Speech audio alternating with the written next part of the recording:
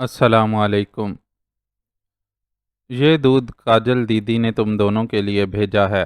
اس نے ٹرے میں سے ایک ایک گلاس اٹھا کر دونوں کو تھمایا۔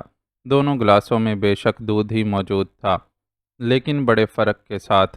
جاوید علی کو جو گلاس تھمایا گیا تھا اس میں محض سادہ دودھ موجود تھا، جبکہ آشا کے گلاس میں موجود دودھ میں کسی مشروب کی آمیزش ہونے کے ساتھ ساتھ میوہ جات کی موجودگی بھی محسوس ہو رہی تھی۔ جاوید علی نے اس فرق کو شدت سے محسوس کیا۔ آشا کو میوے والا میٹھا دودھ بہت پسند ہے، اس لیے میں اس کے لیے یہ لے کر آئی ہوں، لیکن تیرے لیے اس لیے نہیں لائی کہ تیرا پیٹ ابھی ٹھیک ہوا ہے۔ زیادہ بھاری غذا سے دوبارہ گڑبڑ ہو سکتی ہے، اس لیے ابھی یہ پی لے۔ بعد میں جب تو پوری طرح ٹھیک ہو جائے گی تو تجھے بھی ایسا دودھ تیار کر کے پینے کے لیے دوں گی۔ مدھو نے محسوس کر لیا کہ جاوید علی کی نظریں دونوں گلاسوں میں موجود دودھ کے فرق میں الجھی ہوئی ہیں، اس لیے از خود وضاحت دے کر اسے سمجھانے لگی۔ اب جب نواب صاحب اسے دوبارہ یاد کریں تب اسے یہ دودھ پلانا۔ بیچاری کا من پکا ہوگا اور اب کی طرح ڈر کے مارے بیمار ہو کر بستر پر نہیں پڑے گی۔ آشا نے ہنستے ہوئے مدھو کو مشورہ دیا، جس پر وہ پہلے مسکرائی اور پھر ہلکی سی سرزنش کرتے ہوئے بولی، تو بہت چلبلی ہے، کسی سمے بھی تیری زبان رکنے کو تیار نہیں ہوتی۔ اسے ذرا قابو میں رکھا کر، ورنہ کسی دن کاجل دیدی سے ڈانٹ کھائے گی۔ وہ مجھے کچھ نہیں کہنے والی، اسے معلوم ہے نا میں شالنی دیدی کی لاڈلی ہوں۔ آشا نے اس کی نصیحت پر کان دھرنے کے بجائے ہنستے ہوئے جواب دیا اور پھر مزے سے دودھ کا گلاس منہ سے لگا لیا۔ بہت بڑھیا، آج کا دودھ تو ہمیشہ سے زیادہ مزے کا ہے۔ کاجل دیدی کو میری طرف سے دھنیہ واد بول دینا۔ پہلا گھونٹ حلق سے اتارتے ہی اس نے تعریف کی۔ پر دودھ کو تو میں نے تیار کیا ہے، مدھو معترض ہوئی۔ سو تو ہے، لیکن اگر دیدی نہ کہتی تو کیا تو اتنے مزے کا دودھ بن کہے میرے لیے لے کر آتی؟ آشا نے چمک کر پوچھا۔ نہیں لاتی، یہ تو دیدی نے کہا کہ آشا رنجنی کی خاطر اتنی جان ماری کر رہی ہے، اس کی صحت کا بھی خیال رکھو اور کوئی طاقت کی چیز بنا کر پلاؤ۔ تو مجھے یہ دودھ کا شربت بنانے کا خیال آیا۔ شربت میں ڈالنے کے لیے الائچی پاؤڈر دیدی نے خاص اپنے پاس سے دیا تھا۔ کہہ رہی تھیں انہیں یہ پاؤڈر کسی نے تحفے میں دیا تھا اور کہا تھا کہ الائچی کی اتنی اچھی خوشبو کہیں اور سے نہیں ملے گی۔ مدھو نے اس کی معلومات میں اضافہ کیا، شاید اسی لیے آج کا شربت بہت مجھے زیادہ مزیدار لگ رہا ہے۔ آشا تفصیل سن کر جھٹ سے بولی اور پھر جاوید علی کو مخاطب کر کے کہنے لگی، یہ سب تیرا کمال ہے رنجنی، کہ دیدی کو میرا خیال آ گیا، ورنہ وہ مجھ سے زیادہ خوش نہیں رہتی۔ تیری ٹر ٹر کی وجہ سے وہ تجھ سے خفا ہوتی ہیں، ورنہ انہیں تو سب ہی کا بہت خیال رہتا ہے۔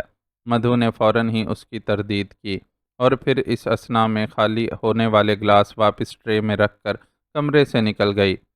یہ تو چمچی ہے دیدی کی، ورنہ میں سب سمجھتی ہوں کہ دیدی مجھ سے جلتی ہے۔ اس کے باہر نکلتے ہی آشا نے تبصرہ کیا اور پھر منہ پر ہاتھ رکھتے ہوئے جماہی لی۔ چلو بھائی، میں تو سونے لگی ہوں، اگر تجھے رات کو اٹھ کر سیر سپاٹے کرنے کا شوق چڑھے تو مجھے جگا دینا۔ وہ ایک اور جماہی لے کر نرم و دبیز صوفے پر لیٹ گئی۔ کمرے میں صرف ایک ہی بیڈ تھا، اس لیے اسے صوفے پر ٹھکانہ بنانا پڑا تھا۔ اسے دکھانے کے لیے جاوید علی خود بھی بستر پر دراز ہو گیا تھا، لیکن اسے حیرت تھی کہ کچھ دیر قبل بالکل تازہ دم نظر آنے والی آشا کو اچانک نیند نے کیوں گھیر لیا۔ اس کے تربیت یافتہ ذہن نے کسی غیر معمولی پن کا احساس دلایا اور وہ یہ نتیجہ اخذ کر بیٹھا کہ دودھ میں کوئی گڑبڑ تھی، وہ بھی آشا کے گلاس کی حد تک، ورنہ وہ خود تو اپنے ذہن کو پوری طرح چاق و چوبند محسوس کر رہا تھا۔ البتہ آشا لیٹنے کے ساتھ ہی تیزی سے نیند کی آغوش میں چلی گئی تھی۔ وہ اس غیر معمولی صورتحال پر غور کرنے لگا، لیکن کوئی حتمی نتیجہ اخذ نہیں کر سکا، اور بالآخر وقت آ پہنچا جب اسے شازمین سے ملنے جانا تھا۔ اس نے کمرے سے روانہ ہونے سے قبل غور سے آشا کا جائزہ لیا۔ وہ گہری نیند سو رہی تھی، پھر بھی وہ بہت احتیاط سے کمرے سے نکلا اور لان کی طرف جانے والے راستے کی طرف بڑھ گیا۔ مقررہ مقام پر شازمین اس کی منتظر تھی۔ آؤ چلو میرے ساتھ، اس نے جاوید علی کا ہاتھ تھام کر اسے ایک سمت میں کھینچا۔ اس کی گرفت بڑی مضبوط اور پرجوش تھی۔ جاوید علی پھر اسی مہک میں گرنے لگا جسے گزشتہ شب بھی محسوس کرتا رہا تھا۔ شازمین اس کا ہاتھ تھامے ہوئے لان سے نکل کر اس راستے کی طرف لے گئی جہاں کوٹھی کی بالائی منزل تک رسائی حاصل کرنے کے لیے سیڑھیاں موجود تھیں۔ وہ دونوں دبے قدموں سیڑھیاں چڑھ کر اوپر پہنچ گئے۔ اوپر مکمل خاموشی تھی اور روشنی بھی بس اس حد تک ہی تھی کہ وہ لوگ کسی شے سے ٹکرائے بغیر شازمین کے کمرے تک پہنچ گئے۔ وہ خاصا شاندار کمرہ تھا اور یقینی طور پر وہاں زندگی کی ہر سہولت کو نہایت خوبصورتی کے ساتھ یکجا کرنے کی کوشش کی گئی تھی۔ شازمین نے کمرے میں پہنچتے ہی ایک فانوس روشن کر دیا تھا، اس لیے جاوید علی بخوبی وہاں کا جائزہ لے سکتا تھا۔ تمہارا کمرہ تو بہت خوبصورت ہے، اس نے بے ساختگی سے تعریف کی۔ اب معلوم نہیں اس تعریف میں واقعی مروبیت کا پہلو تھا یا اس نے شازمین سے بے تکلفی قائم کرنے کے لیے ایسا غیر رسمی جملہ ادا کیا تھا۔ ہاں، بعض لوگ سمجھتے ہیں کہ اگر پنجرہ سونے کا ہو تو پرندے کی اڑنے کی خواہش دم توڑ جاتی ہے۔ اس نے تلخی سے جواب دیا، تم یہاں آزادی چاہتی ہو؟ تم یہاں سے آزادی چاہتی ہو؟ جاوید علی نے اس سے پوچھا۔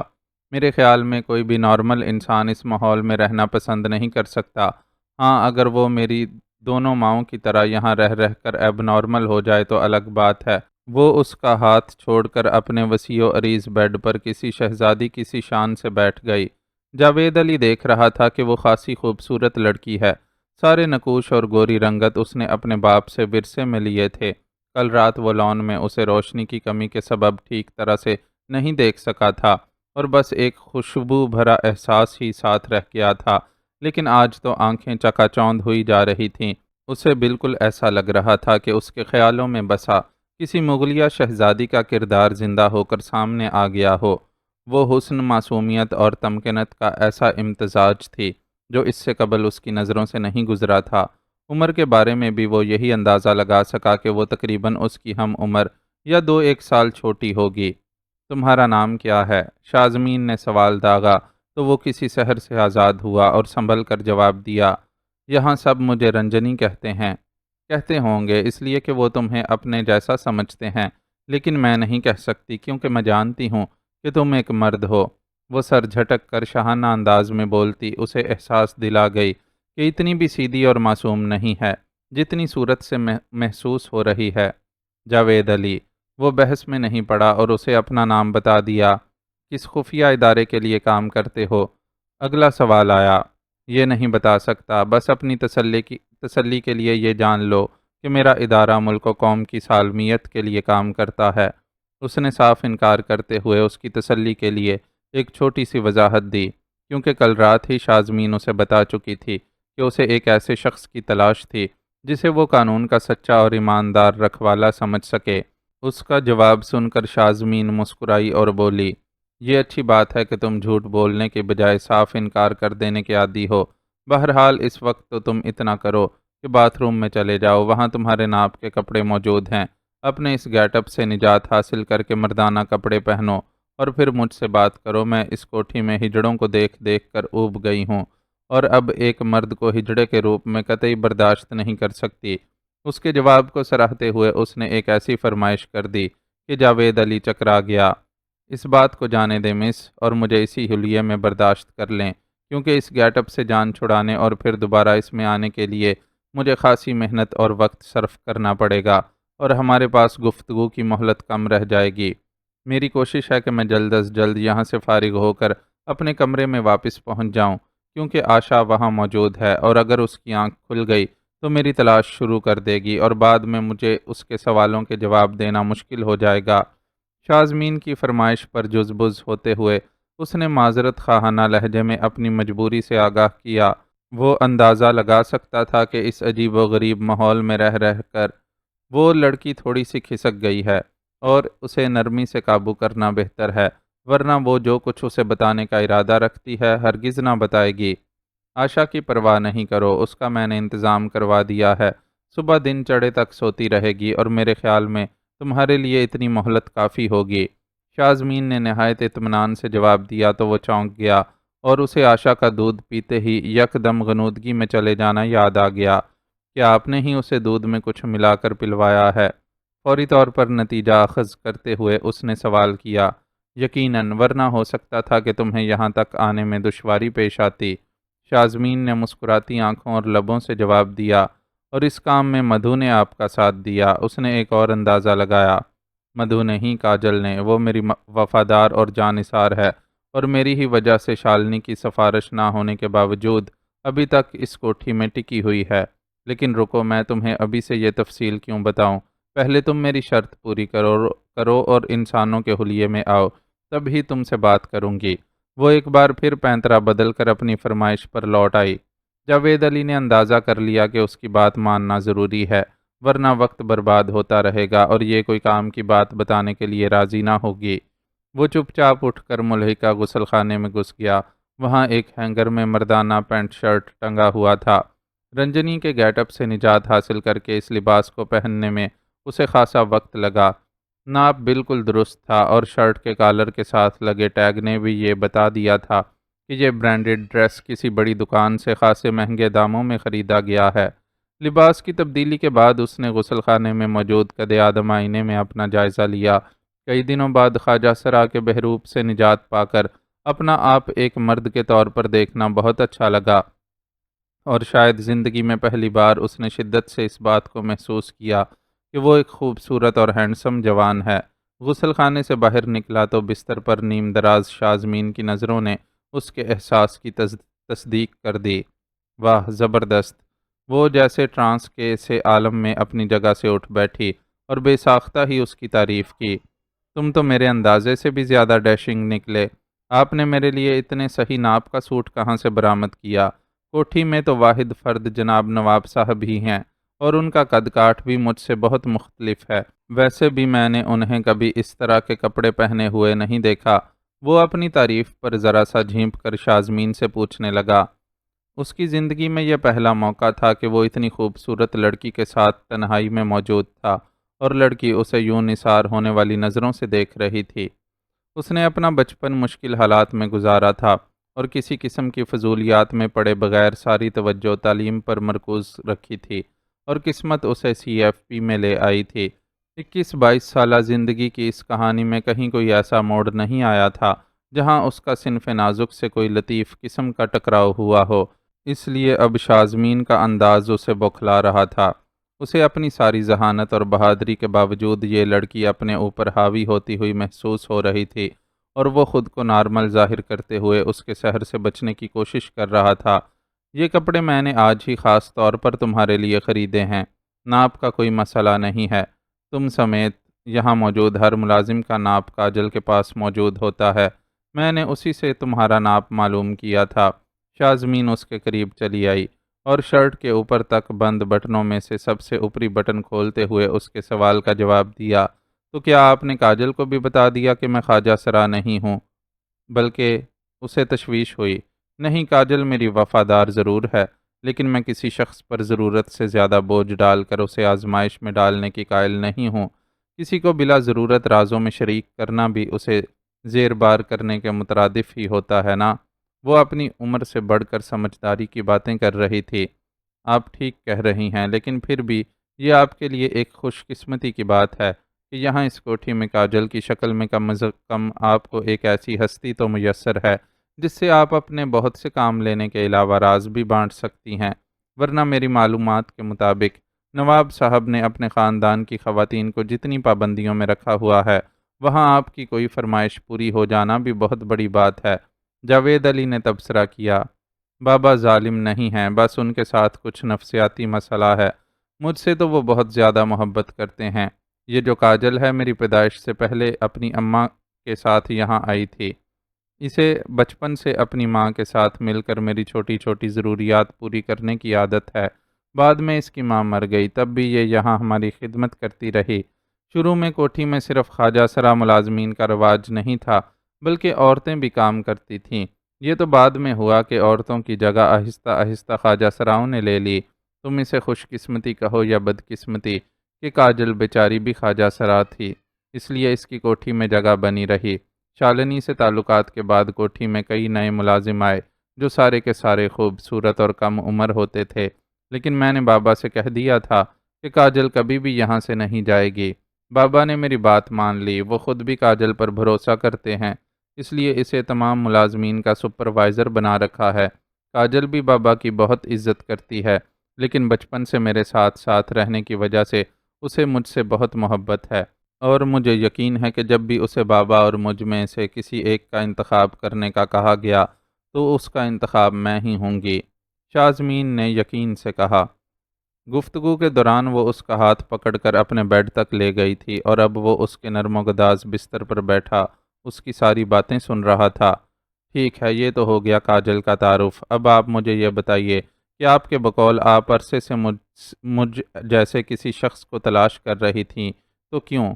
وہ مطلب کی بات پر آیا۔ اس نے دیکھا کہ اس کا سوال سنتے ہی شازمین کی آنکھوں کی شوخی ماند پڑ گئی، اور وہ کچھ اداس اور ہراساں نظر آنے لگی۔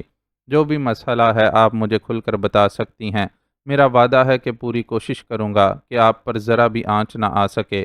جاوید نے پہلی بار خود اس کا ہاتھ اپنے ہاتھ میں لے کر آہستہ سے دبا کر اسے بولنے کا حوصلہ دیا۔ شازمین پھر بھی خاموش رہی۔ آپ نہیں بولیں گی تو وہ موقع کھو بیٹھیں گی جس کی خود آپ کو تلاش تھی۔ جاوید علی نے ایک بار پھر اسے اکسانے کی کوشش کی۔ میں بولنے سے گریز نہیں کر رہی ہوں، اور نہ ہی کچھ چھپانا چاہ رہی ہوں، لیکن میری سمجھ میں نہیں آ رہا کہ گفتگو کا آغاز کہاں سے کروں۔ جہاں تک میں سمجھتی ہوں آپ کی دلچسپی کا اصل محور و مرکز کوٹھی میں جاری موجودہ سرگرمیاں ہیں، جبکہ یہاں جو کچھ ہو رہا ہے اس کی وجہ جاننے کے لیے آپ کے لیے ہمارے خاندان کا ماضی جاننا ضروری ہے، تاکہ جب تک آپ کا محکمہ کوئی کارروائی کرے تو آپ لوگ یہ بات ذہن میں رکھ سکیں کہ میرے بابا اس وطن کے غدار یا دشمن نہیں ہیں، بلکہ حالات کے شکنجے میں پھنس کر ایسے مقام پر آ کھڑے ہوئے ہیں کہ بالکل بے دست و پا ہو کر رہ گئے ہیں۔ وہ پہلے سے بھی زیادہ اداس اور مغموم نظر آنے لگی، اور ابتدا میں جاوید علی کو اس میں جو ذرا دل پھینک سی شوخ و چنچل لڑکی دکھائی دی تھی وہ کہیں پس پردہ چلی گئی تھی۔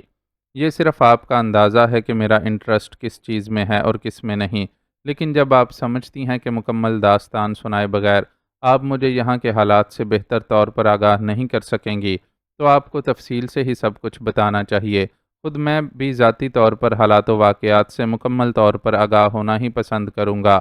جاوید علی نے اسے بات کرنے کا حوصلہ دیا، جس پر اس نے اسے ممنون نظروں سے دیکھا اور پھر گلا کھنکارتے ہوئے بولنے پر آمادہ ہو گئی۔ اس کہانی کا آغاز بابا کی پیدائش سے پہلے ہوتا ہے۔ میں آپ کو جو حالات و واقعات بتاؤں گی وہ مختلف اوقات میں مختلف ذرائع سے میرے علم میں آئے ہیں، لیکن میری کوشش ہوگی کہ میں سارے قصے کو مربوط طور پر آپ کو سنا سکوں۔ اس نے تمہید باندھی اور ذرا سے لمحاتی توقف کے بعد دوبارہ بولنا شروع کر دیا۔ بابا قیام پاکستان سے ذرا پہلے ایک بھارتی ریاست میں پیدا ہوئے۔ نواب خاندان تھا جہاں ان کی پیدائش پر بہت خوشیاں منائی گئیں، لیکن جانے کیوں اور کس کی سازش سے بابا کے والد یعنی میرے دادا کے دل میں یہ شک پیدا ہو گیا کہ بابا ان کی اولاد نہیں ہیں، اور دادی نے حویلی کے ایک قابل اعتماد ملازم جو کہ وہاں مینیجر کے فرائض انجام دیتے تھے کے ساتھ ناجائز تعلقات قائم کر رکھے ہیں۔ زمانہ ایسا نہ تھا کہ وہ اپنے اس شک کو سب کے سامنے زبان پر لا سکتے، بس اندر ہی اندر کڑتے اور دادی کو زج کرتے۔ وہ ذہنی الجھنوں کا شکار ہوتے چلے گئے، اور ان کی ذہنی الجھن نے جو سب سے اہم کام کیا وہ حویلی میں کسی بھی مرد کے داخلے پر پابندی تھی۔ حویلی میں جتنے بھی خدمتگار تھے وہ یا تو خواجہ سرا تھے یا خواتین۔ دادا چونکہ بابا کو اپنی اولاد نہیں سمجھتے تھے اس لیے ان سے بدسلوکی بھی بہت کرتے تھے، خاص طور پر بابا کو دادی کے آس پاس دیکھ کر تو ان کا پارا ہی چڑھ جاتا تھا۔ ان حالات میں دادی نے یہی مناسب سمجھا کہ بیٹے کو ملازمین کے سپرد کر دیں۔ یوں ان ملازمین کے ہاتھوں بابا کی پرورش ہونے لگی۔ ان ملازمین میں ایک جوان اور خوبصورت خواجہ سرا بھی تھا جو اپنی ظاہری شخصیت سے ہٹ کر اندر سے بڑا بد نیت تھا۔ اس نے بہت نو عمری میں ہی بابا کا جسمانی استحصال شروع کر دیا۔ وہ اپنے ساتھ ہونے والی اس زیادتی کو نہ سمجھ سکے اور عادی ہوتے چلے گئے۔ ادھر سیاسی حالات الگ خراب ہوئے تھے۔ پاکستان بنے کئی سال ہو چکے تھے، لیکن مسلمانوں سے ہندوؤں کی دشمنی ختم ہونے کا نام نہیں لے رہی تھی۔ دادی نے دادا کو بہت سمجھایا کہ دوسرے رشتہ داروں کی طرح ہم بھی پاکستان ہجرت کر جاتے ہیں، لیکن دادا نہ مانے۔ ان کی ضد نے حالات کو اچھا خاصا خراب کر دیا، اور حویلی کی وہ شان و شوکت نہیں رہی جو کسی زمانے میں ہوا کرتی تھی۔ اتفاق سے انہی دنوں دادا بیمار ہو کر انتقال کر گئے، اور دادی جان اسی مینیجر کی مدد سے بچا کھچا مال و اسباب جمع کر کے پاکستان پہنچ گئیں۔ بابا کم عمر تھے اور کسی بھی قسم کے کاروبار کی سوجھ بوجھ نہیں رکھتے تھے۔ دادی بھی مکمل طور پر خانہ دار خاتون تھیں، اس لیے اس وقت سمجھ نہیں آتا تھا کہ جو کچھ بچا ہے اسے کس طرح سنبھالا جائے اور زندگی کی گاڑی کو آگے بڑھایا جائے۔ ایک وفادار مینیجر ہی تھا جو ساتھ دے رہا تھا، لیکن اس کے نتیجے میں دادی کے کردار پر انگلیاں اٹھ رہی تھیں۔ آخر اپنی کسی سہیلی کے مشورے پر دادی نے سب کی زبانیں بند کرنے کے لیے اپنے مینیجر سے نکاح کر لیا، لیکن اس بات سے بابا کے دل میں گرا پڑ گئی اور انہوں نے سوچ لیا کہ دادا نے جو الزام دادی پر لگایا تھا وہ درست تھا۔ وہ اپنے سوتیلے والد سے کبھی اپنے تعلقات اچھے نہیں رکھ سکے، بلکہ ان کی ضد میں خود کو برباد کرتے چلے گئے۔ بد کردار خواجہ سرا ویسے بھی کم عمری میں انہیں تباہ کر چکا تھا، وہ اسی راستے پر دوڑتے چلے گئے، لیکن ان کی سب سے بڑی خوبی یہ تھی کہ وہ اس جائیداد کے اکلوتے وارث تھے جسے ان کے سوتیلے والد نے بڑی محنت اور دیانتداری سے سنبھالنے کے ساتھ ساتھ بڑھایا بھی تھا۔ چنانچہ بچپن میں ہی اس کی پھوپھی زاد سے ہونے والا ان کا رشتہ کبھی نہ ٹوٹ سکا۔ ویسے بھی خاندان میں منگنیاں توڑنے کا رواج نہیں تھا، لیکن یہاں صورتحال یہ تھی کہ بابا کسی طور شادی پر راضی نہیں ہوتے تھے۔ تقریباً 40 سال کی عمر میں جب دادی بستر مرگ پر پڑی تھی، ان کی منت سماجت پر بابا اپنی منگیتر کو بیاہ کر لانے پر راضی ہوئے اور یوں ہماری بڑی امی اس کوٹھی میں آئیں۔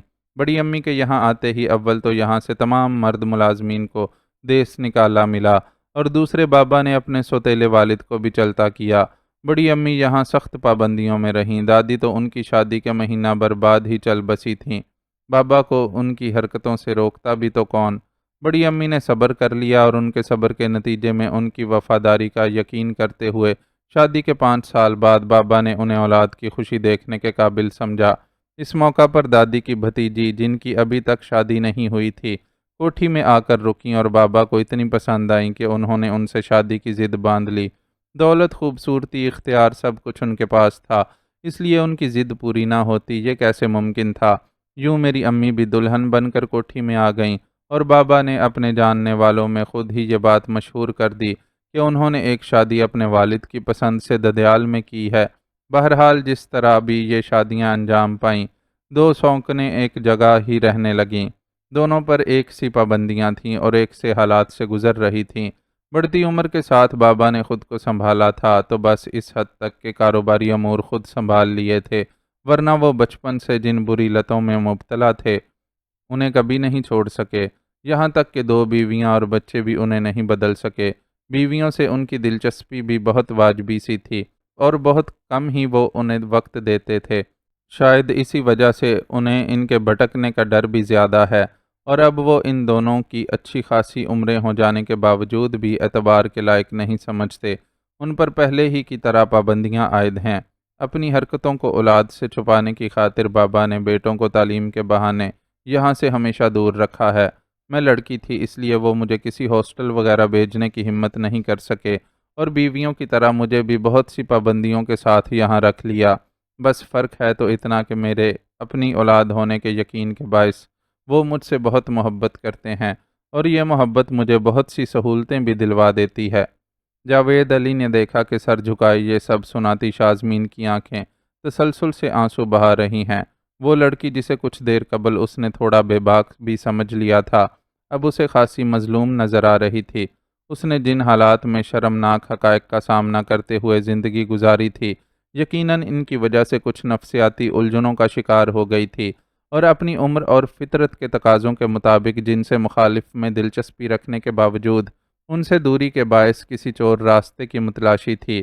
جب ہی جاوید علی یعنی ایک مرد کو کوٹھی میں اپنے اتنے نزدیک پا کر اس سے ملنے کے لیے تڑپ گئی، کاجل کے تعاون سے وہ اپنی اس خواہش کو پورا کرنے میں کامیاب بھی رہی اور اب جاوید علی رنجنی کے گیٹ اپ سے آزاد اپنی بھرپور مردانہ شخصیت کے ساتھ اس کے مقابل بیٹھا ہوا تھا۔ غسل خانے سے کپڑے بدل کر نکلنے کے بعد اس نے شازمین کی آنکھوں میں لپکتی خواہشوں کو بھی دیکھا تھا، لیکن اس کے خدشات کے برخلاف شازمین نے اب تک کوئی ایسی اوچھی حرکت نہیں کی تھی جو اسے سخت ناگوار محسوس ہوتی، بلکہ اس آنسو بہاتی لڑکی کو دیکھ کر تو اب اس کے خیالات میں کچھ تبدیلی بھی آ گئی تھی۔ اب وہ شازمین کو ایک ایسی عورت کے طور پر نہیں دیکھ رہا تھا جو مرد کے قرب کے لیے ترستی، کچھ بھی جائز و ناجائز کرنے کو تیار ہو۔ وہ اسے ایک معصوم اور مظلوم لڑکی نظر آ رہی تھی۔ جاوید علی کو اس سے ہمدردی محسوس ہوئی۔ مت رو اچھی لڑکی، تم نے جو کچھ مجھے بتایا بدقسمتی سے وہ تمہاری زندگی کا حصہ ضرور ہے، لیکن تم اس کے لیے قصوروار نہیں ہو، اس لیے تمہیں آنسو بہانے یا شرمندہ ہونے کی کوئی ضرورت نہیں ہے۔ اس نے خلوص سے بولتے ہوئے پہلی بار اسے بے تکلفی سے مخاطب کیا۔ کیا واقعی تم ایسا سوچتے ہو؟ شازمین نے اپنی بھیگی ہوئی پلکیں اوپر اٹھا کر اسے دیکھا۔ جواباً اس نے محض سر کی جنبش سے اسے یقین دلایا۔ اس کے یقین دلانے پر وہ بجائے چپ ہونے کے بلک بلک کر رو دی۔ جاوید علی کے لیے یہ صورتحال بڑی عجیب تھی۔ ابھی تک اسے اصل بات پتہ نہ چلی تھی، اور جو کچھ معلوم ہوا تھا وہ نواب نوازش کے ماضی کا حصہ تھا، جس سے اس کی نفسیات اور کوٹھی میں موجود خواجہ سراؤں کے جم غفیر کی موجودگی کا تو پتہ چلا تھا، لیکن یہ معلوم نہیں ہو سکا تھا کہ شالنی جیسے ملک دشمن خواجہ سرا کا اس سارے سیٹ اپ سے کیا تعلق ہے۔ رتی کی آخری رسومات کی ادائیگی والی رات شالنی نے اپنے ساتھیوں کی مدد سے اسلحے کی ترسیل کی جو کوشش کی تھی، اس کے بعد وہ مبینہ طور پر ملک دشمن قرار پا چکی تھی، اور اسے اس ملک دشمن شالنی کا نواب نوازش علی سے جواز تعلق تلاش کرنا تھا۔ اس مقصد میں کامیابی کے لیے شازمین کو جذباتی بحران سے نکالنا ضروری تھا، چنانچہ اس کے جواب میں صرف زبان ہلانے کے بجائے عملی پیش رفت مناسب سمجھی، اور اس کے سامنے سے اٹھ کر بالکل برابر میں بیٹھتے ہوئے اپنا دایاں ہاتھ بڑھا کر اس کے نازک سے وجود کو سمیٹ لیا، پھر نہایت سنجیدہ اور گمبھیر لہجے میں بولا، مجھے تم سے جھوٹ بولنے کی کوئی ضرورت نہیں ہے۔ میں ہی کیا کوئی بھی دوسرا باشعور انسان تمہارے حالات کے لیے تمہیں مورد الزام نہیں ٹھہرا سکتا، اور نہ ہی تمہارے حالات سے تمہاری ذاتی اچھائی پر کوئی فرق پڑ سکتا ہے۔ اگر تم ایک اچھی لڑکی نہ ہوتی تو ہرگز بھی ایسے کسی شخص کی متلاشی نہ رہتی جس کی مدد سے اپنی کوٹھی میں جاری گڑبڑ کو روکنے کے لیے اقدامات کر سکو۔ قسمت سے میں خود یہاں آ گیا ہوں، تو اس موقع کو ضائع مت کرو اور وہ سب بتا دو جو تمہارے اعصاب کے لیے بوجھ بن رہا ہے۔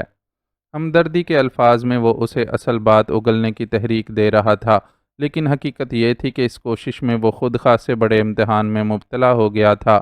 نرم و نازک حسین لڑکی کا اتنا قرب اسے بے چین کر رہا تھا۔ میک اپ کے لوازمات سے آری اس کے سادہ سے چہرے پر بہنے والے آنسوؤں نے اسے ایسا روپ دے دیا تھا جو بس رات بھر اوس میں بھیگتے گلاب پر صبح دم ہی دکھائی دیتا ہے۔ اس پر اس کا ہچکولے کھاتا ہوا بدن تھا جو نرم لچکیلی شاخ کی طرح اس کی باہوں میں لرز رہا تھا۔ جاوید علی کی سمجھ میں نہیں آ رہا تھا کہ اسے سنبھالے یا خود کو۔ میں تمہارے لیے پانی لاتا ہوں۔ گھبراہٹ میں اور کچھ نہیں سوجا تو اس سے دور ہٹ کر روم ریفریجریٹر کی طرف بڑھا۔ ریفریجریٹر میں انواع و اقسام کے جوسز اور کولڈ ڈرنکس کی بوتلیں پڑی ہوئی تھیں، لیکن اس نے ان کے بجائے سادہ پانی کی ایک بوتل کا انتخاب کیا اور گلاس سمیت دوبارہ شازمین کے بستر تک واپس لوٹ آیا۔ یہ لو پانی پی لو۔ گلاس میں پانی انڈیل کر اس نے شازمین کی طرف بڑھایا۔ البتہ اس بار اسے کسی بھی طرح چھونے کی غلطی نہیں کی۔ روتی ہوئی شازمین نے اس کے ہاتھ سے گلاس لے لیا، لیکن محض 2 گھونٹ پانی ہی حلق سے اتار سکی۔ 2 گھونٹ پانی نے بھی خاصا کام دکھایا اور شازمین سنبھلی ہوئی دکھائی دینے لگی۔ سوری، میں نے تمہیں پریشان کر دیا۔ خود کو سنبھالتے ہی اس نے سب سے پہلے جاوید علی سے معذرت کی۔ اٹس اوکے، میں تمہاری کیفیت اچھی طرح سمجھ رہا ہوں، اس لیے تمہیں کسی بھی بات پر شرمندہ ہونے کی کوئی ضرورت نہیں ہے۔ جاوید علی نے بڑے حوصلے سے اسے تسلی دی، ورنہ کوئی اس سے پوچھتا کہ اسے شازمین کے نارمل ہو کر دوبارہ داستان کا باقی حصہ سنانے کی کتنی بے چینی ہے۔ تھینک یو، تمہارے لفظوں نے مجھے بڑا سہارا دیا ہے۔ اب بہتر ہے کہ میں بھی تمہیں زیادہ انتظار نہ کراؤں اور سارا قصہ سمیٹ دوں۔ شازمین نے بھیگی آنکھوں سے مسکراتے ہوئے خود کو کافی تیزی سے سنبھال لیا اور ایک بار پھر ٹوٹی ہوئی گفتگو کا سلسلہ جوڑا۔ بابا نے خواتین اور خواجہ سرا ملازمین صرف گھر کے اندرونی امور کی انجام دہی کے لیے رکھے تھے۔ ڈرائیور، چوکیدار اور مالی وغیرہ مرد ہی تھے، لیکن جب بابا کی شالنی سے ملاقات ہوئی تو اس نے اتنی تیزی سے انہیں خواجہ سرا ملازمین سپلائی کیے کہ کچھ عرصے میں ہر جگہ یہی نظر آنے لگے۔ خواتین ملازمائیں بھی چلتی کر دی گئیں اور خواجہ سراؤں کی آہستہ آہستہ چھانٹی کر کے ان کی جگہ ہندو خواجہ سرا لائے جانے لگے۔ تم نے خود اپنی آنکھوں سے دیکھا ہوگا کہ اب یہاں گیٹ پر موجود چوکیدار سے لے کر میرے ڈرائیور تک ہر ملازمت پر خواجہ سرا موجود ہیں، وہ بھی خوبصورت اور کم سن، جن کی یہاں موجودگی کا مقصد بابا کا دل بہلا کر انہیں اور ان کے گھر کو اپنی مرضی سے چلانے کے سوا کچھ نہیں ہو سکتا۔ میری دونوں ماؤں کو تو اس صورتحال کا ادراک نہیں ہے، اور وہ ظلم و ناانصافی سہ سہ کر سوچنے سمجھنے کی صلاحیت سے عاری ہو چکی ہیں۔ لیکن میں نے ان تبدیلیوں کو بہت شدت سے محسوس کیا تھا، اور کھوج میں لگ گئی تھی کہ ایسا کیوں ہو رہا ہے۔ اپنی اس کھوج کے نتیجے میں مجھے واضح طور پر تو کچھ معلوم نہیں ہو سکا، لیکن یہ اندازہ ہو گیا کہ کوٹھی میں کچھ مشکوک سرگرمیاں جاری ہیں۔ میں نے راتوں کو یہاں اجنبی لوگوں اور گاڑیوں کو آتے جاتے دیکھا ہے۔ کاجل نے بھی اس بات کی تصدیق کی ہے، لیکن ان لوگوں کی حقیقت کو وہ بھی نہیں جانتی۔ میں چاہتی تھی کہ وہ بابا کی توجہ اس طرف مبذول کروائے۔ اس نے کوشش بھی کی، لیکن بابا نے اسے جھڑک دیا کہ اسے خواہ مخواہ وہم ہوا ہے۔ وہ خود کوٹھی میں رہتے ہیں، اور انہوں نے کبھی یہاں راتوں کو کسی کو آتے جاتے نہیں دیکھا۔ بابا کی اس بے خبری پر میں اور کاجل بھی حیران تھے، لیکن پھر یہ راز بھی ہمیں سمجھ آ گیا۔ ایسی کسی بھی مشکوک کارروائی کی رات بابا کے کمرے میں لازماً کوئی نہ کوئی خوبصورت اور طرح خواجہ سرا موجود ہوتا ہے، اور صبح بابا نشے میں اتنی بری طرح دھت ملتے ہیں کہ یہ سوچا ہی نہیں جا سکتا کہ ان کے دیکھنے، سننے، سوچنے اور سمجھنے کی کوئی صلاحیت کام بھی کر رہی ہوگی۔ وہ افسردہ سی جاوید علی کو بتاتی چلی گئی، جو بہت غور سے اس کا ہر لفظ سن رہا تھا۔ تم نے یا کاجل نے کبھی کوشش نہیں کی کہ کوٹھی میں آنے والے مشکوک افراد کی سرگرمیوں کا کھوج لگا سکو؟ جاوید علی نے اسے بغور دیکھتے ہوئے سوال کیا، اور اسے واضح طور پر محسوس ہوا کہ اس کا سوال سنتے ہی شازمین کے چہرے پر سراسیمگی پھیل گئی ہے۔ میں نے ایک بار کوشش کی تھی، وہ تھوک نگل کر خوفزدہ سے لہجے میں بس اتنا ہی بولی اور چپ ہو گئی۔ پھر کیا ہوا؟ وہ پرجوش سا پوچھنے لگا۔ اس واقعے کو دہرانا میرے لیے بہت مشکل ہے۔ جب بھی آنکھوں میں وہ منظر آتا ہے، لگتا ہے کوئی مجھے ذبح کر رہا ہو۔ اس نے خوفزدہ لہجے میں کہتے ہوئے آنکھیں بند کر لیں۔ ڈرو مت، کوئی تمہیں کچھ نہیں کہہ سکتا، میں تمہارے پاس ہوں نا۔ جاوید علی نے کسی معصوم بچی کی طرح سہمی ہوئی شازمین کو حوصلہ دیا، تو اس نے کانپتے ہونٹوں کے ساتھ بتانا شروع کیا۔ یہ جس رات کا واقعہ ہے، اس روز میں دوپہر کے کھانے کے بعد اتنی دیر تک سوتی رہی تھی کہ شام ڈھلے ہی جاگی تھی۔ اتنی طویل نیند لینے کی وجہ سے مجھے رات میں نیند نہیں آ رہی تھی۔ میں نے کوشش کی کہ ٹی وی سے دل بہلا لوں، لیکن ہر چینل سے بور قسم کے پروگرام آ رہے تھے۔ مجھے کچھ سجائی نہ دیا تو اٹھ کر نیچے لان میں چلی گئی۔ تم نے دیکھا ہی ہوگا کہ رات کو وہاں زیادہ روشنی نہیں ہوتی، اس لیے کسی کو میری وہاں موجودگی کا پتہ نہیں چلا، لیکن میں نے نوٹ کر لیا کہ کوٹھی میں لوگوں کی آمد و رفت جاری ہے۔ آنے والے اپنے حلیے سے خواجہ سرا ہی لگ رہے تھے، لیکن ان میں سے کسی کا چہرہ میرے لیے شناسا نہیں تھا۔ میں پہلے ہی کوٹھی میں رات گئے کسی کی آمد و رفت کو محسوس کر چکی تھی۔ ان خواجہ سراؤں کو آتے دیکھا تو تجسس اور بھی بڑھ گیا، اور میں نے فیصلہ کیا کہ چھپ کر ان لوگوں کی نگرانی کروں گی، تاکہ ان کے کوٹھی آنے کا مقصد جان سکوں۔ میں نے بڑی کامیابی سے یہ کام کیا، اور ان لوگوں کے پیچھے کوٹھی کے تہہ خانے تک پہنچ گئی۔ ہماری اس کوٹھی کے نیچے بہت بڑا تہہ خانہ ہے، جس میں پرانا ساز و سامان پڑا ہوا ہے۔ وہ بابا نے ناکارہ ہونے کے باوجود صرف اس وجہ سے نہیں پھینکوایا کہ وہ اسے یادگار تصور کرتے ہیں، حالانکہ ان کے پاس اتنی فرصت نہیں ہوتی کہ وہ کبھی اس یادگار سامان کو دیکھنے تہہ خانے تک جا سکیں۔ بہرحال میں تمہیں بتا رہی تھی کہ میں ان خواجہ سراؤں کے پیچھے کوٹھی کے تہہ خانے میں اتر گئی، اور وہاں کا منظر دیکھ کر حیران رہ گئی۔ وہ سب وہاں ایک بڑے کمرے میں جمع تھے، اور کمرے کے درمیان میں خوفناک شکل والی عورت کا ایک مجسمہ رکھا ہوا تھا۔ وہاں میں نے تقریباً اپنی عمر کی ایک لڑکی کو دلہن بنے دیکھا، جو نیم بے ہوش تھی اور مجسمے کے قدموں میں پڑی ہوئی تھی۔ میں کچھ نہ سمجھتے ہوئے یہ سب دیکھتی رہی۔ وہاں باہر سے آنے والے خواجہ سراؤں کے علاوہ کوٹھی کے چند ملازم خواجہ سرا بھی موجود تھے۔ میں ابھی حیران و پریشان اس محفل کو دیکھ ہی رہی تھی کہ مہمان خواجہ سراؤں میں سے ایک اپنی جگہ سے اٹھا، اور مجسمے کے قدموں میں پڑی لڑکی کو چھری کی مدد سے ذبح کر دیا۔ یہ منظر دیکھ کر میری بہت بری حالت ہوئی۔ ممکن تھا کہ ایسا دہشت ناک منظر دیکھ کر میری چیخیں نکل جاتیں، لیکن میں اتنی بری طرح خوفزدہ ہو گئی تھی کہ حلق سے آواز بھی نہیں نکل پا رہی تھی۔ مجھے لگتا تھا کہ بے ہوش ہو کر ابھی یہیں گر جاؤں گی، لیکن اس وقت اللہ نے میری مدد کی، اور مجھے احساس ہوا کہ اگر قاتلوں کے اس ٹولے نے مجھے دیکھ لیا تو وہ اپنا جرم چھپانے کے لیے مجھے بھی زندہ نہیں چھوڑیں گے۔ میں بہت ہمت اور حوصلہ کر کے تہہ خانے سے نکلی، اور گرتی پڑتی اپنے کمرے میں پہنچ گئی۔ میری وہ ساری رات نہایت دہشت کے عالم میں گزری، اور میں سر سے پیر تک خود کو کمبل میں چھپائے بستر پر لیٹی رہی۔ مجھے معلوم نہیں ہو سکا کہ کوٹھی میں آنے والے وہ پراسرار خواجہ سرا کب واپس گئے۔ صبح ہوئی تو میں نیم بے ہوش تھی اور تیز بخار میں پھنک رہی تھی۔ بہت دنوں تک میرا علاج ہوتا رہا۔ ڈاکٹر نے بھی یہی بتایا کہ دماغ پر کسی چیز کا بوجھ ہے۔ سب مجھ سے پوچھتے رہے لیکن میں نے کسی کے سامنے زبان نہ کھولی۔ پھر کاجل نے مجھ سے کچھ اپنے ڈھنگ سے پوچھا تو میں اپنے دل کا بوجھ اس کے ساتھ بانٹنے کے لیے تیار ہو گئی۔ میری زبان سے سب کچھ سن کر وہ ششدر رہ گئی۔ ساتھ ہی اسے یہ بھی یاد آ گیا کہ میں جس رات کا ذکر کر رہی ہوں اس رات وہ خلاف معمول رات کے کھانے کے بعد فوراً ہی سو گئی تھی۔ کھانا کھاتے ہی اسے اچانک اتنی گہری نیند آ گئی تھی کہ برداشت نہیں ہو سکی تھی۔ غور کرنے پر ہم دونوں سمجھ گئے کہ چند خاص افراد کے علاوہ اس رات کوٹھی میں موجود تمام افراد کو رات کے کھانے میں نیند یا بے ہوشی کی کوئی دوا ملا کر دے دی گئی تھی، اس لیے سب رات بھر بے خبر سوئے رہے تھے۔ لیکن میں نے اس رات کھانا کھایا ہی نہیں تھا۔ کھانے کی ٹرے میرے کمرے میں جوں کی توں رکھی رہی تھی، کیونکہ ضرورت سے زیادہ سو جانے کی وجہ سے مجھے اپنی طبیعت بوجھل محسوس ہو رہی تھی، اور میں نے باقاعدہ کھانا کھانے کے بجائے ریفریجریٹر میں رکھے پھل اور مشروبات پر گزارا کر لیا تھا۔ ہم یہ سب اندازے لگا چکے تو کاجل نے مجھے مشورہ دیا کہ میں کسی سے بھی اس قصے کا ذکر نہ کروں، ورنہ میری جان کو خطرہ ہو سکتا ہے۔ میں پہلے ہی چپ تھی، اس کے مشورے پر اور بھی محتاط ہو گئی۔ ادھر کاجل نے چپکے چپکے اس واقعے کی چھان بین شروع کر دی۔ اس نے مجھے بتایا کہ تہہ خانے میں سچ مچ عورت کا ایک خوفناک مجسمہ موجود ہے، لیکن اسے ایسے آثار نہیں مل سکے جن سے یہ ثابت ہو سکے کہ وہاں کسی لڑکی کو ذبح بھی کیا گیا ہے۔ ہم دونوں ہی نے فیصلہ کیا کہ کوئی واضح ثبوت ملنے تک اپنی زبانیں بند رکھیں گے۔ ویسے بھی ہم کچھ بتاتے بھی تو کسے، بابا نے تو ہماری بات پر یقین ہی نہیں کرنا تھا۔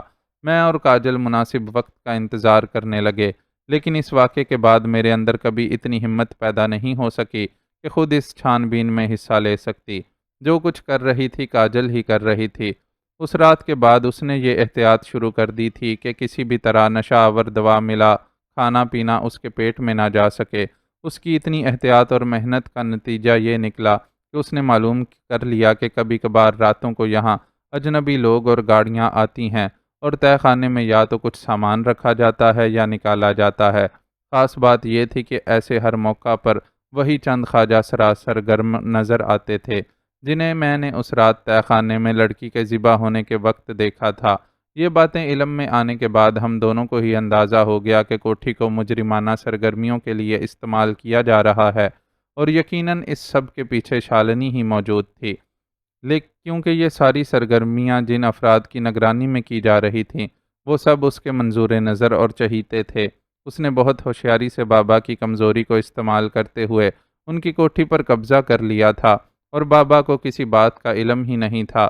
میں یہ بھی جانتی تھی کہ بابا کو کچھ بتانے کا کوئی فائدہ ہونا بھی مشکل ہے، اس لیے کسی قابل بھروسہ فرد کی تلاش میں سرگرداں رہنے لگی۔ اس عرصے میں تم یہاں آ گئے۔ مجھے اور کاجل کو بھی اوروں کی طرح تمہاری اصلیت کا علم نہیں تھا، لیکن جس رات تم لوگ رتی کی لاش کو شمشان گھاٹ لے گئے اس رات کاجل نے ایک اور کارنامہ انجام دیا اور یہ جاننے میں کامیاب ہو گئی کہ کوٹھی کے تہہ خانے میں رکھی پیٹیوں میں اسلحہ اور بارودی مواد بھرا ہوا ہے۔ اس کی حاصل کردہ ان معلومات کے بعد مجھے اور بھی زیادہ شدت سے ایسے شخص کی تلاش رہنے لگی جسے یہ سب بتانے کا کوئی بہتر نتیجہ نکل سکے، لیکن میں ایسا شخص کہاں سے تلاش کرتی؟ بابا کی خراب شہرت کی وجہ سے خاندان والوں سے برسوں سے ہمارا ملنا جلنا نہیں ہے، سہیلیاں بنانے کی مجھے اجازت نہیں ہے۔ بس ایک موہوم سی امید پر ہی شہر میں ادھر ادھر گھومتی پھرتی رہتی تھی، وہ بھی آشا کے ساتھ جو کہ شالنی کی سب سے چہیتی ساتھی ہے اور جو ان ساری سرگرمیوں میں ہمیشہ پیش رہتی ہے۔ باہر میں کسی دکاندار سے بھی بات کروں تو مجھے یہی لگتا تھا کہ آشا کی نظریں میری نگرانی کر رہی ہیں، اس لیے میں چاہنے کے باوجود کہیں کسی کو کچھ نہیں بتا سکی، اور ایک طرح سے مایوس ہی ہو گئی کہ کل رات اللہ نے اپنی مہربانی سے اتفاقاً تم سے ملوا دیا۔ میں حیران رہ گئی کہ جس شخص کی مجھے اتنی شدت سے تلاش تھی وہ میرے اتنے قریب ہی موجود تھا۔ بس پھر میں نے فیصلہ کر لیا کہ تمہیں سب کچھ بتا دوں گی۔ یوں آج تم میرے سامنے موجود ہو اور مجھے امید ہے کہ ہم لوگوں کو اس عذاب سے نجات دلانے میں پوری مدد کرو گے۔ وہ آنکھیں بند کیے ہی یہ سب بتاتی رہی تھی۔ قصہ تمام ہوا تو گویا تھک کر چپ سادھ لی، لیکن آنکھیں نہیں کھولیں اور مسحری کی پشت گاہ سے پیٹھ اور گردن ٹکا کر بیٹھ گئی۔ اس وقت اس کی شخصیت پر چھائے حزن و ملال کے رنگ اور بھی گہرے ہو گئے تھے، لیکن ان گہرے ہوتے رنگوں نے اس کے حسن کو ماند کرنے کی بجائے کچھ اور بھی بڑھا دیا تھا۔ وہ اس سوئی ہوئی شہزادی کی طرح لگ رہی تھی جسے جادوئی سوئیوں کے زور پر سلا دیا گیا تھا، اور وہ منتظر تھی کہ کوئی اس کی آنکھوں میں چبھی ہوئی سوئیاں نکال کر اسے اس نیند سے نجات دلائے۔ جاوید علی کو اس سے دلی ہمدردی ہوئی۔ وہ جن حالات سے گزری تھی وہ اس کی عمر کے حساب سے بہت سخت تھے، اور واقعی وہ اس بات کی حقدار تھی کہ اسے اس عذاب سے نجات دلائی جائے۔ پھر یہاں تو ملکی مفاد کا بھی معاملہ تھا۔ اسے جذباتی سہارا دینے کے علاوہ بطور خاص شازمین کے لیے کچھ نہیں کرنا تھا۔ نواب نوازش علی کو مجرموں کے اس ٹولے سے نجات دلانے کے لیے وہ جو کچھ بھی کرتا وہ پہلے ہی اس کے مشن کا حصہ تھا۔ تم نے بالکل صحیح فیصلہ کیا پیاری لڑکی، میں تمہیں یقین دلاتا ہوں کہ تمہاری کوئی امید رائے گاہ نہیں جائے گی، اور میں تم لوگوں کو کی ہر ممکن مدد کروں گا۔ اس نے ہاتھ بڑھا کر شازمین کے رخساروں پر بہتے ہوئے آنسو اپنی انگلیوں کی پوروں پر چننے شروع کر دیے۔ وہ شفاف اور قیمتی موتی تھے جن کے سامنے سمندر کی اتھاہ گہرائیوں سے نکالے جانے والے سچے موتیوں کی بھی کوئی حقیقت نہیں تھی۔ اس کی یہ ہمدردی رنگ لائی اور شازمین کے بھیگے چہرے پر مسکراہٹ کی دھوپ چمکی۔ اگر میں تمہیں بتاؤں کہ تم میرے لیے نجات دہندہ بن کر آئے ہو، اور وہ پہلے شخص ہو جس سے میں اپنی زندگی میں یوں بے تکلفی سے ملی ہوں، تو کیا تم یقین کر لو گے؟ وہ بہت آس سے اس سے پوچھنے لگی۔ بالکل یقین کر لوں گا، بلکہ تم یہ بات مجھ سے نہ بھی کہتی تو میں تمہارے کہے بنا بھی اس پر یقین رکھتا تھا۔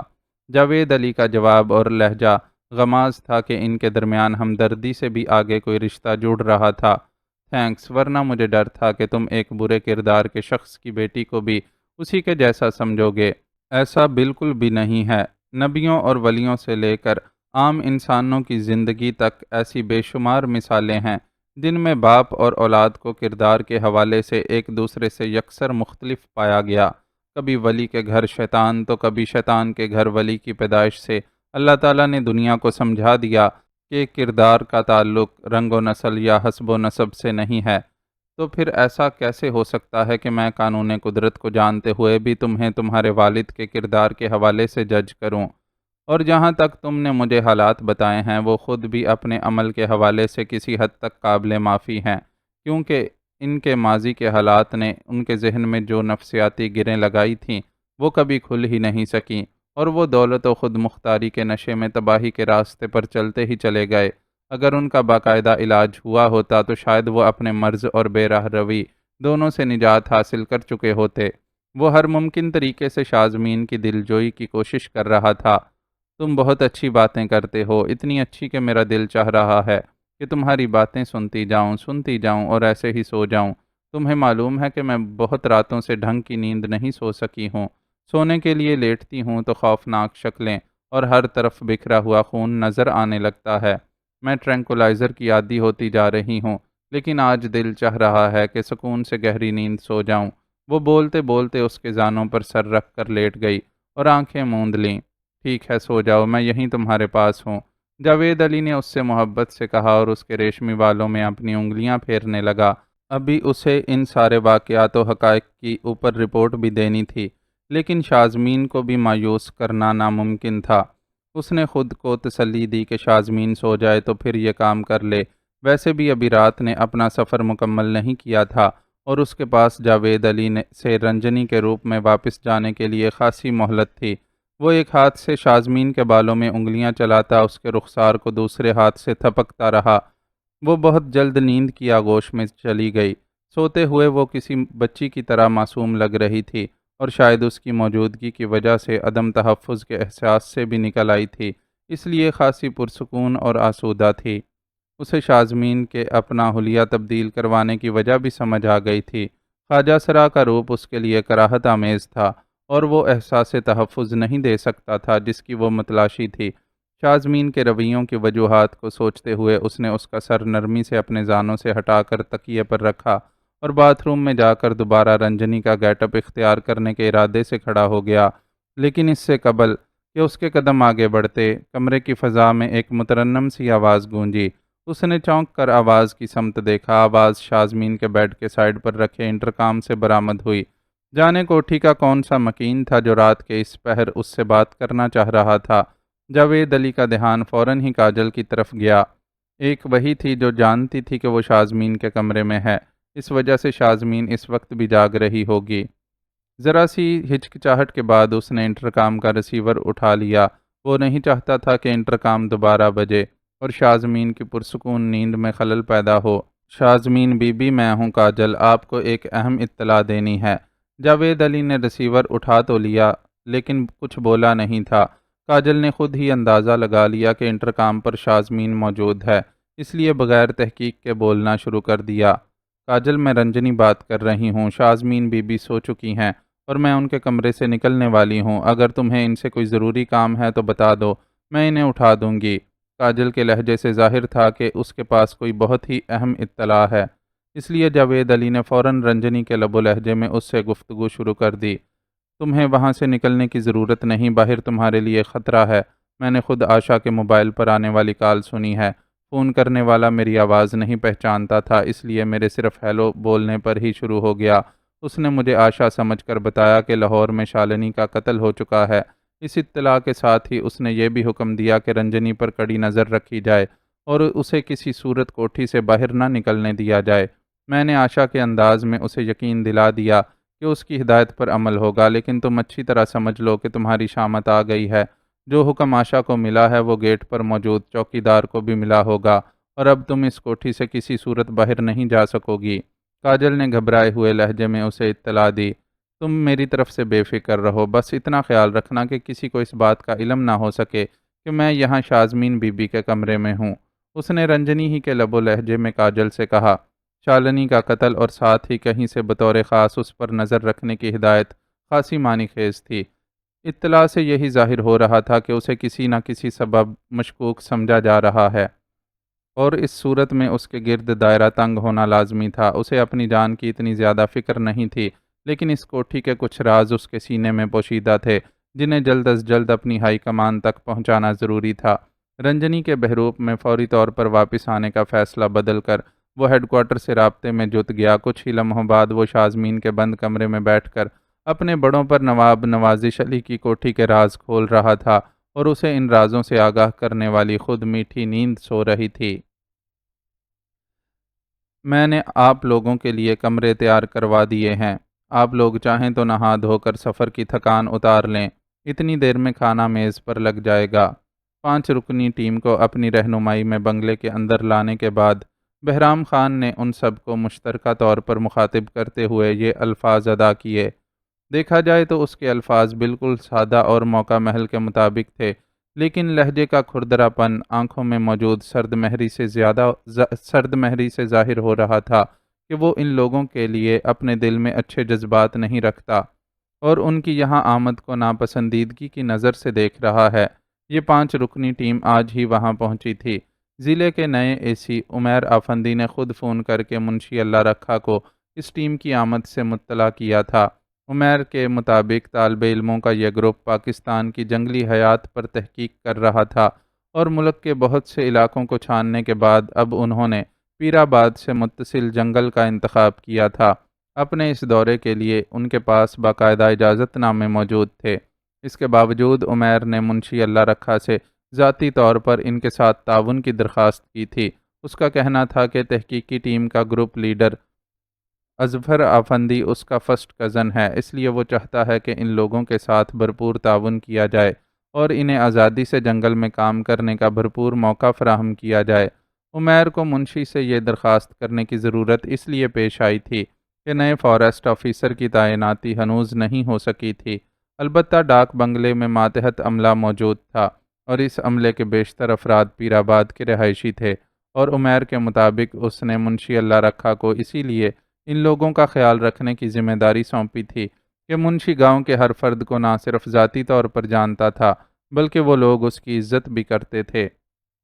منشی نے اسے اپنے تعاون کی مکمل یقین دہانی کرواتے ہوئے نہایت خوش دلی سے یہ ذمہ داری قبول کر لی تھی اور پھر بہرام کو بلا کر اسے بھی سمجھا دیا تھا کہ اسے آنے والوں کا کس طرح خیال رکھنا ہے۔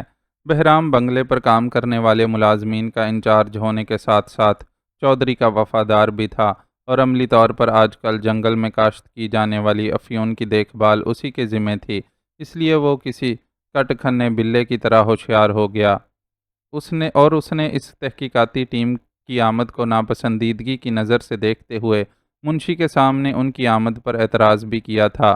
اتنا پریشان نہ ہو پگلے، یہ تو چنگی گل ہے نا کہ اس ٹیم کی ذمہ داری ہم پر ہے، تو اپنی اور اپنے بندوں کی نگرانی میں ان کا کام کروانا اور اس طرف جانے ہی مت دینا جدھر اپنا کام ہو رہا ہے، انہیں ڈرا دینا کہ جنگل کے اس حصے میں خطرہ ہے۔ منشی نے اس کے اعتراض کے جواب میں اسے سمجھایا تو بات اس کی عقل میں آ گئی، لیکن اپنی ناپسندیدگی کو بہرحال وہ ختم نہیں کر پایا۔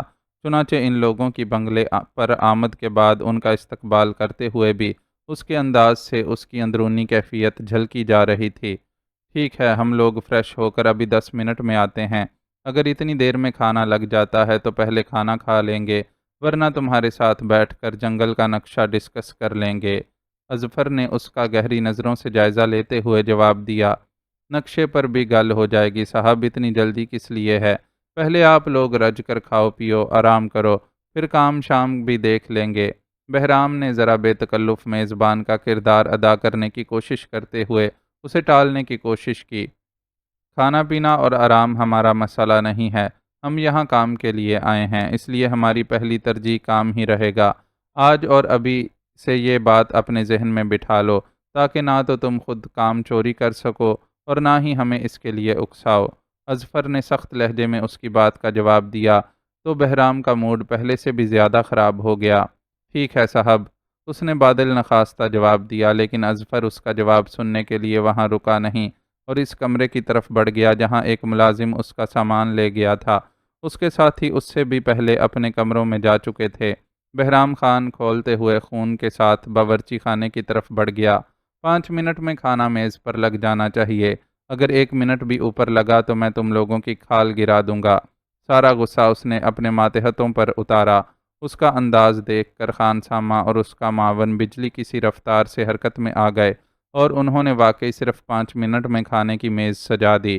اظفر اور اس کے ساتھی فریش ہو کر اپنے کمروں سے باہر نکلے تو کھانا ان کا منتظر تھا۔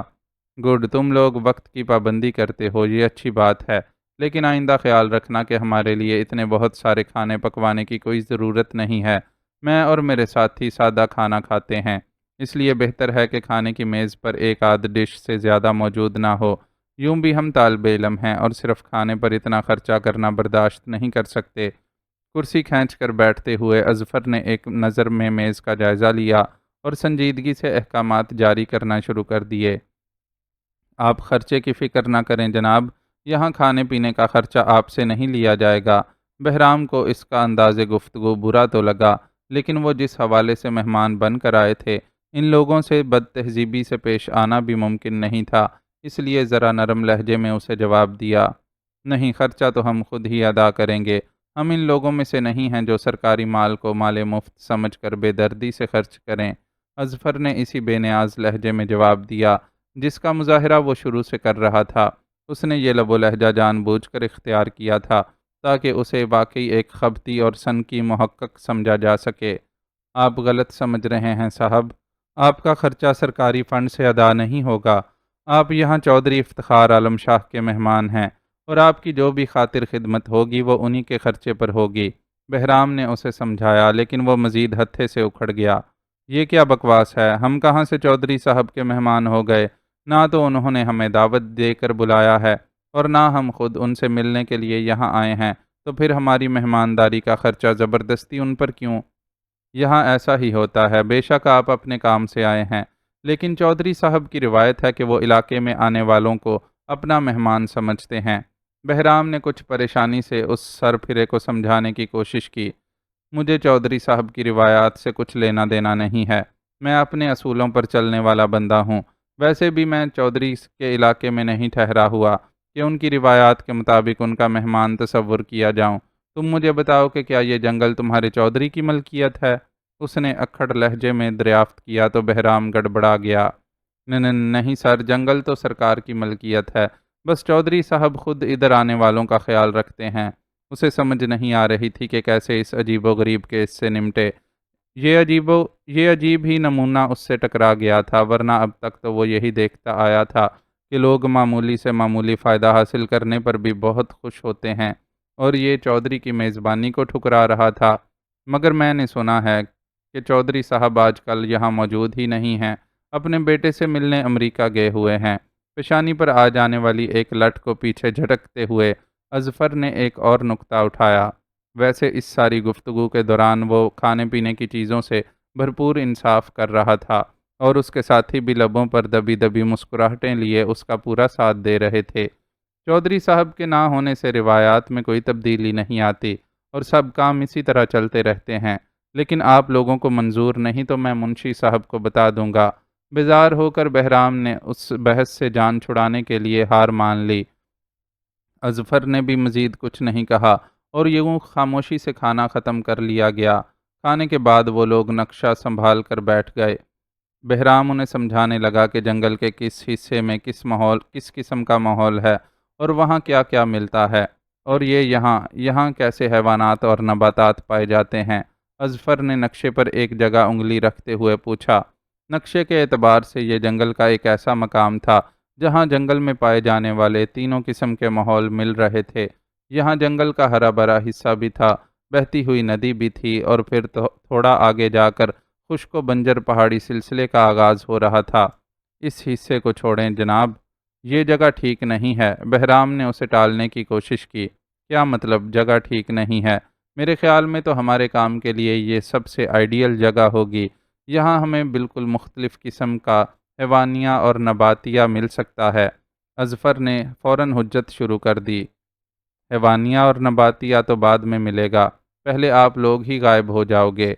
बहराम ने उसकी हुज्जतबाजी पर झल्लाकर जवाब दिया। क्या मतलब, तुम हमें धमकी दे रहे हो?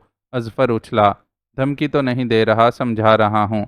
जंगल का ये हिस्सा ख़तरनाक है, हम लोग खुद भी इधर का रुख नहीं करते। बहराम ज़रा नरम पड़ा।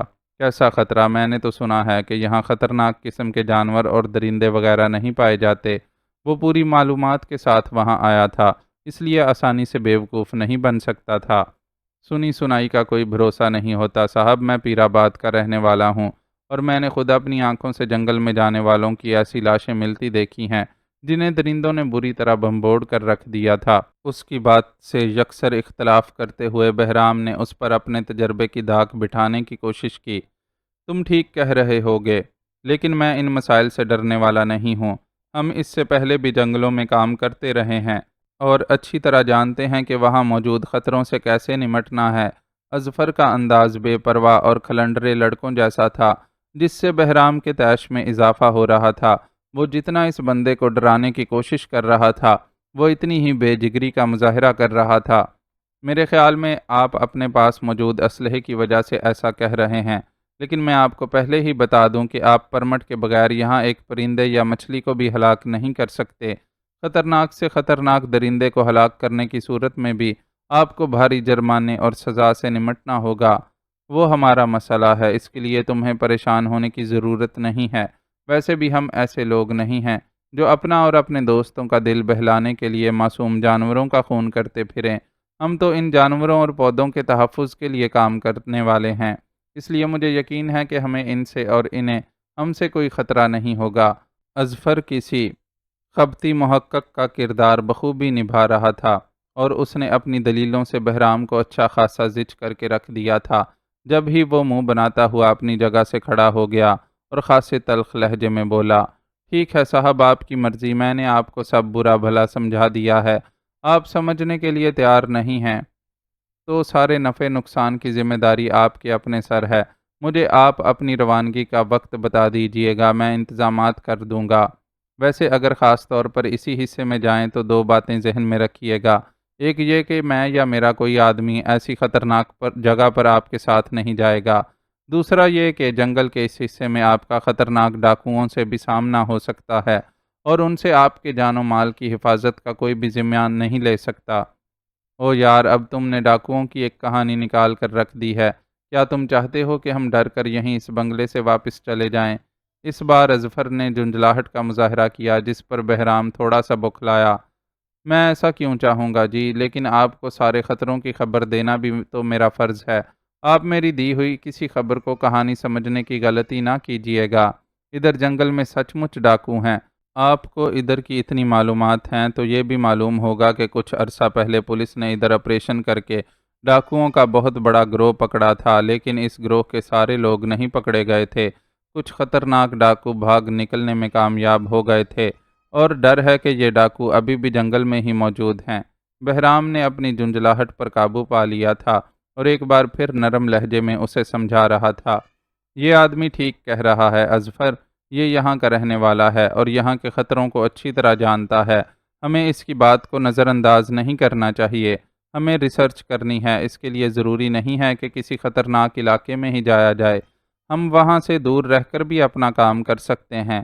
اس بار اظفر کے کچھ کہنے سے پہلے ہی اس کے گروپ کے ایک آدمی نے درمیان میں مداخلت کی اور اسے سمجھانے لگا۔ عدیل بالکل ٹھیک کہہ رہا ہے اظفر، ہم فیملی والے لوگ ہیں، تمہاری طرح چھڑے چھانٹ نہیں کہ ہمیں اپنے پیچھے کسی کی فکر ہی نہ ہو۔ اگر تم نے جنگل کے ڈینجر زون میں جانے کا سوچا تو یہ یاد رکھنا کہ وہاں جانے والے تم اکیلے ہی ہوگے، ہم میں سے کوئی تمہارا ساتھ نہیں دے گا۔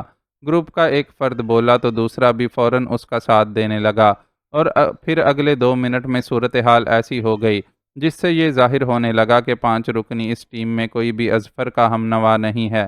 اس صورتحال نے بہرام کو خاصا مطمئن کر دیا اور وہ یہ نہ جان سکا کہ وہ سب ایک سوچے سمجھے منصوبے کے مطابق ایکٹ کر رہے ہیں اور اس کا ایک ایک رد عمل پوری طرح ان کی نظروں میں ہے۔ 5 رکنی اس ٹیم میں محقق حقیقت میں صرف ایک ہی تھا، باقی 4 CFP کے اہلکار تھے جنہیں جنگل میں چھپے راز کی تلاش کے لیے بھیجا گیا تھا، اور وہ اپنی حکمت عملی سے جنگل میں داخل ہونے سے قبل ہی یہ جاننے میں کامیاب ہو گئے تھے کہ انہیں اس وسیع جنگل کے کس حصے سے اپنے کام کا آغاز کرنا ہے۔ معزز ناظرین و سامعین، لائک، کمنٹس اور شیئر ضرور کریں، شکریہ۔